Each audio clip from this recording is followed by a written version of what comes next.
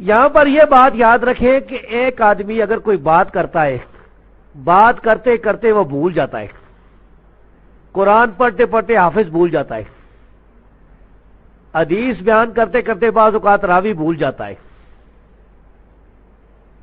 بعض اوقات ایک طالب علم یا عالم یا عام آدمی حدیث بیان کرتا ہے تو کہتا ہے یہ حدیث صحیح بخاری میں لکھی ہوئی ہے، اور ہوتا یہ کہ وہ حدیث صحیح مسلم میں لکھی ہوتی ہے یا ابو داؤد کی کتاب میں لکھی ہوتی ہے، تو وہ بیچارہ بھول جاتا ہے۔ تو یہ بھولنے والا جو آدمی ہے نا، یہ اس کو جھوٹا نہیں کہتے، یہ جھوٹا نہیں ہے، یہ تو انسانی کمزوری ہے، انسانی لوازمات ہے کہ انسان جو ہوگا آدم کی اولاد سے جو ہوگا تو وہ تو آخر بھول جائے گا، غلطی ہو سکتی ہے۔ آدم علیہ السلام کے بارے میں قرآن کریم میں اللہ فرماتا ہے کہ فنسیہ، کہ وہ بھول گئے، تو آدمی بھول سکتا ہے، تو بھولنے والے کو جھوٹا نہیں کہنا چاہیے۔ ہمارے بعض دیوبندی بھائی جو ہے نا، بعض اہل حدیث علماء کی کتابوں کو پڑھتے ہیں نا، تو کسی جگہ کوئی حوالے کی غلطی ہو جائے، معمولی سی بھی غلطی ہو جائے تو کہتے ہیں دیکھو جی جھوٹ بولا، تو ہم کہتے ہیں اللہ کے بندو،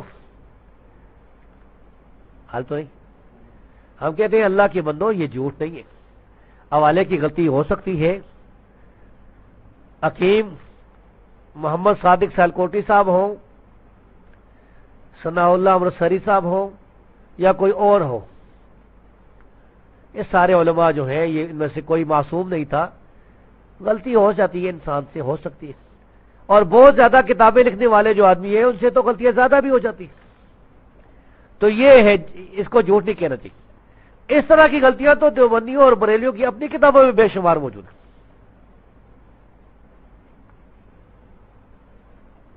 تو اس وجہ سے یہ کہنا کہ یہ جھوٹ ہے، یہ نہیں، جھوٹ وہ ہوتا ہے جو آدمی جان بوجھ کر سریعن معلوم بھی ہو، اس کے کلام سے بھی ثابت ہو، اور وہ بولے یا کہے یا لکھے۔ اس کی میں ایک مثال آپ کو بیان کرتا ہوں۔ دیوبندیوں کے ایک بزرگ ہیں، میں ان کا نام نہیں لیتا ہوں، لیکن ان کی کتاب کا نام ضرور لوں گا۔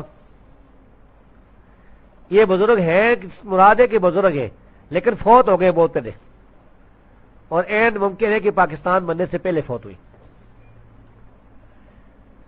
تو اس دیوبندی شخص نے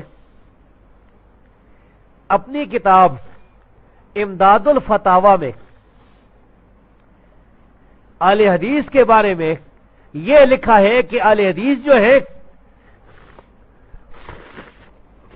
وہ سیدنا امیر المومنین عمر بن خطاب رضی اللہ تعالی عنہ خلیفہ ثانی کو بدعتی کہتے ہیں، تراوی کی وجہ سے کہتے ہیں کہ وہ بدعتی تھے۔ بات سمجھ آ گئی نا؟ اگر کسی دیوبندی مجمع میں کوئی مولوی کرے نا یہ بات، تو وہاں پر نعرے لگ جائیں کہ غیر مقلد کافر کافر کے نعرے لگ جائیں کہ دیکھو جی یہ تو اہل حدیث وہابی، یہ غیر مقلد بڑے گستاخ ہیں، یہ جناب سیدنا عمر رضی اللہ تعالیٰ عنہ کو یہ بدعتی کہتے ہیں۔ اچھا جی، تو ہم یہ کہتے ہیں کہ مولوی صاحب نے جھوٹ بولا ہے۔ کس طرح؟ آپ کسی اہل حدیث سے بھی پوچھ لیں، اہل حدیث عالم ہو، طالب علم ہو یا عام جاہل ہو، کوئی ایسا اہل حدیث ابھی تک نہ میں نے کوئی دیکھا ہے، نہ مجھ تک کسی کی بات پہنچی ہے جس نے جناب سیدنا عمر رضی اللہ تعالیٰ عنہ کو بدعتی کہا۔ تو یہ بات جو ہے نا اس بزرگ کی امداد الفتاوی میں اس نے جو لکھی ہے صاف صاف جھوٹ ہے، سریعن جھوٹ ہے۔ ایک اور آپ کو جھوٹ بتاؤں ان کا، اور اس بارے میں میں نے کتاب بھی لکھی ہے، اکاذیب اہل دیوبند۔ حضروں میں ایک دفعہ یونس نعمانی نام کا ایک دیوبندی آیا ہمارے حضرت کے شہر میں، اور وہ تقریر کر رہا تھا۔ تقریر کے دوران وہ کہنے لگا کہ لوگوں سنو، یہ غیر مقلدین یعنی اہل حدیث، ان کا ایک بڑا مولوی تھا جس کا نام تھا ابو القاسم بنارسی۔ ابو القاسم بنارسی یہ کہتا تھا کہ عائشہ صدیقہ رضی اللہ تعالی عنہ مرتد ہو کر مری تھی۔ جب یہ بات یونس نعمانی نے کی تو پھر نعرے شروع ہو گئے، کافر کافر کافر، غیر مقلد کافر، اس طرح نعرے شروع ہو گئے بڑی دیر تک اہل حدیث کے خلاف۔ اگر کوئی اہل حدیث وہاں ہوتا تو لوگ اس کو قتل بھی کر دیتے، لوگ بڑے احتیاط میں تھے۔ اب یہ کوئی بھی نہیں پوچھتا یونس نعمانی سے کہ او کذاب انسان اور دجال، تو ابو القاسم بنارسی کے پاس موجود تھا جب اس نے یہ بات کہی ہے؟ تو پیدا بھی نہیں ہوا تھا جب وہ فوت ہوا ہے۔ وہ ابو القاسم بنارسی رحمت اللہ علیہ جو ہندوستان میں بڑے اہل حدیث عالم تھے اور ان کی وجہ سے بڑی سلفیت کی دعوت پھیلی ہے، اور اللہ تبارک و تعالیٰ کا ان پر بڑا فضل ہوا، وہ وہاں پر حج میں مینا میں فوت ہوئی ہیں، وہاں پر ان کی مسجد خیب کے قریب قبر بنی ہے۔ بہت بڑے جلیل قدر جو عالم تھے، تو ان کے پاس موجود نہیں تھا، تیرا تو باپ ہی پتہ نہیں اس وقت پیدا ہوا کہ نہیں، تو تجھے کس طرح پتا چلا کہ ابو القاسم بنارسی نے یہ بات کہی ہے؟ اچھا چلو تو نہیں تھا، تو ابو القاسم بنارسی نے کوئی کتاب لکھی ہے جس میں یہ بات کہی ہے؟ جواب چپ، کدھر سے جواب دے؟ زیادہ سے زیادہ وہ کہے گا کہ ہمارا ایک مولوی قاری عبد الرحمن پانی پتی جو کہ کذاب اور دجال تھا، اس نے یہ بات کہی ہے کہ ابو القاسم بنارسی یہ کہتا ہے۔ تو ہم کہتے ہیں کہ دنیا کی کون سی عدالت کا یہ قانون ہے کہ ایک آدمی کے خلاف اس کا جو بالکل جانی دشمن ہے، بالکل مخالف ہے 100%، 100%، وہ اگر کوئی بات کرتا ہے تو اس بات کو پیش کی جائے؟ اس آدمی کی اپنی جو ہے نہ کوئی کیسٹ ہے، نہ کوئی تحریر ہے، نہ کوئی گواہ ہے، تو مقابلے میں عبد الرحمن پانی پتی جیسا کذاب اور دجال جو ہے کہے گا تو اس کو مان لیں گے لوگ۔ یہ تو ایسی بات ہے کہ میرے بارے میں قاری چاند یا کوئی دیوبندی کہے کہ زبیر یہ کہتا ہے، تو وہاں پر دیوبندی اچھلنا شروع کر دے کہ واہ زندہ آباد اور مردہ آباد کی طرح لکھے۔ یہ نہ دیکھے کہ یہ زبیر نے یہ بات کہاں لکھی ہے، کون سی کیسٹ ہے، کون سی ویڈیو ہے، سی ڈی ہے، کچھ ہے۔ تو نبی صلی اللہ علیہ وسلم فرماتے ہیں کہ منافق کی 3 نشانیاں: اذا حدث کذب، جب کوئی بیان کرتا ہے نا بات تو جھوٹ بولتا ہے۔ یہ 2 جھوٹ میں نے آپ کو سری بتائے ان لوگوں کی۔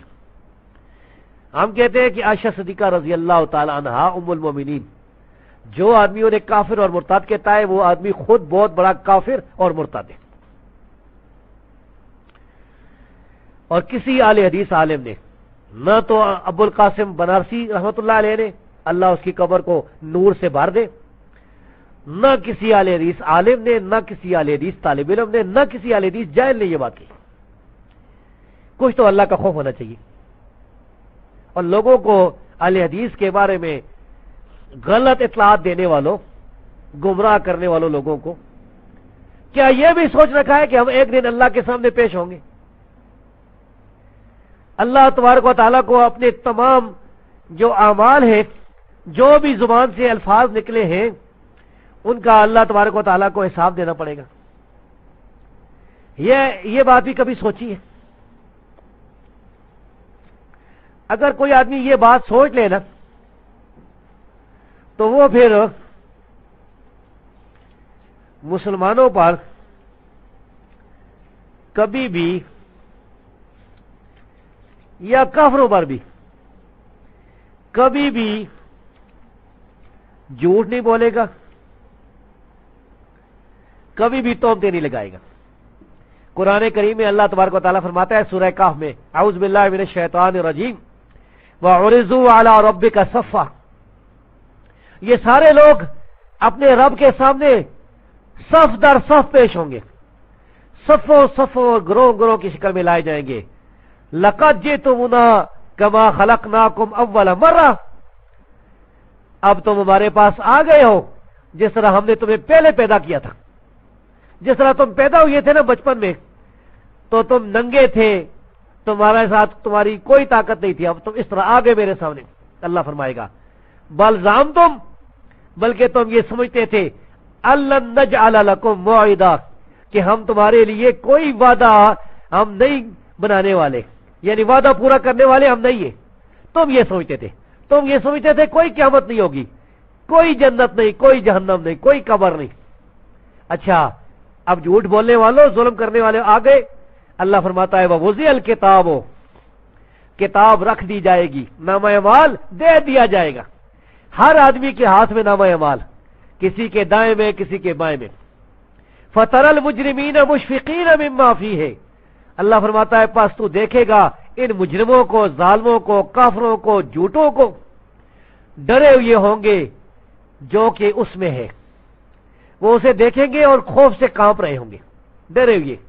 وَيَقُولُونَ، اور کہیں گے یا ویلتنا، ہائے ہماری تباہی، ہائے ہماری ہلاکت، ما لہذا الکتاب لا یغادر صغیرۃ ولا کبیرۃ الا احصاها، یہ کیسی کتاب ہے، یہ کیسا نامہ اعمال ہے کہ اس نے نہ کوئی میری چھوٹی بات چھوڑ رکھی ہے، نہ بڑی بات، ساری چیزیں اس میں لکھی ہوئی۔ میری زبان سے جو نکلتا تھا، میرے پاؤں جو کرتے تھے، میرے ہاتھ جو کرتے تھے، میرا جسم جو کرتا تھا، وہ چھوٹی باتیں تھیں یا بڑی باتیں، سب کچھ لکھا ہوا، سب کچھ درج اس رجسٹر میں۔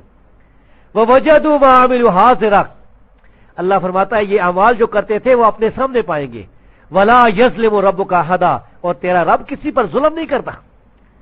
تو ہم کہیں گے قیامت کے دن اللہ یہ لوگ، یہ دیوبندی حضرات، یہ بریلوی حضرات، یہ شیعہ حضرات، یہ فلاں، یہ لوگوں کو اہل حدیث کے بارے میں گمراہ کرتے تھے، جھوٹ بولتے تھے، دھوکے دیتے تھے، اپنی طرف سے باتیں گھڑ کر وہ لگا دیتے تھے۔ ایک دفعہ ایک آدمی نے یہ کہہ دیا کہ زبیر کہتا ہے کہ اگر آدمی کی ہوا نکل جائے تو وضو نہیں ٹوٹتا۔ تو ایک آدمی میرے پاس آیا، اس نے کہا یہ کیا مسئلہ ہے؟ تو میں نے کہا اللہ کے بندے، ہوا نکلنے سے وضو ٹوٹ جاتا ہے۔